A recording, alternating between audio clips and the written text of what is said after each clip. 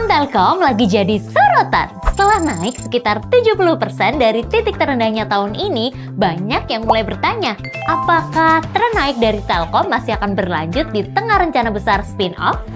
Hai, Minmis here, welcome to Investopedia Part 21. Saham Telkom tengah berada dalam uptrend secara monthly.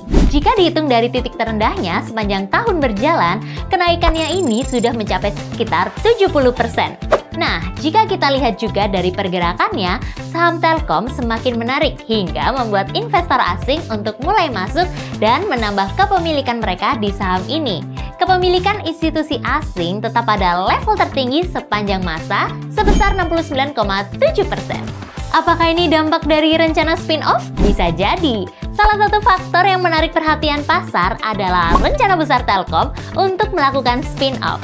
Perusahaan Telkom baru saja menandatangani Conditional Spin-off Agreement dengan anak usahanya, yakni PT Telkom Infrastruktur Indonesia atau yang kita kenal dengan Infranexia. Langkah besar ini mencangkup pemisahan sebagian bisnis dan aset serat optik senilai 35,78 triliun rupiah. Tapi sebenarnya apa sih spin-off itu? Spin-off adalah langkah ketika perusahaan induk memisahkan unit bisnisnya menjadi entitas baru dengan manajemen dan struktur keuangan yang berdiri sendiri. Lalu, apa tujuan strategi spin-off dari Telkom ini? Yang pertama, mengoptimalkan pemanfaatan aset fiber optik. Yang kedua, membangun kemitraan strategis untuk memperluas pasar. Yang ketiga, meningkatkan daya saing bisnis infrastruktur. Last but not least, yang keempat, melakukan ekspansi secara organik dan anorganik. Aksi spin-off Telkom akan dilakukan dalam 2 tahap loh. Tahap pertama, sekitar 56% aset fiber senilai 35,8 triliun rupiah bakal dipindahkan ke Infranexia plus liabilitas 13 triliun sehingga totalnya mencapai 48,8 triliun rupiah.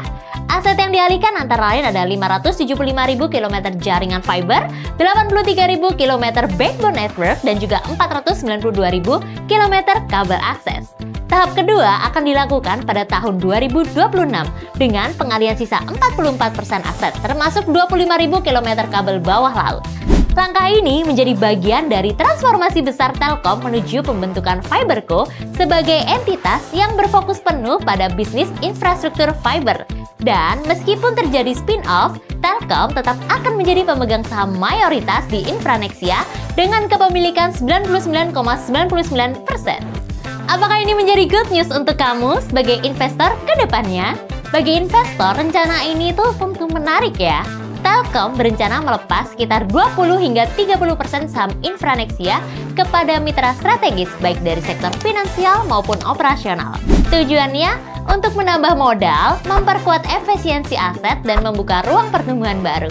Kemudian, dana hasil pelepasan saham ini bisa dimanfaatkan untuk mendukung strategi Telkom Group, mulai dari dividen rutin, dividen spesial, hingga kemungkinan buyback saham. Dalam jangka panjang pun, spin-off ini akan membuat Infranexia tumbuh sebagai pemain utama infrastruktur digital Indonesia.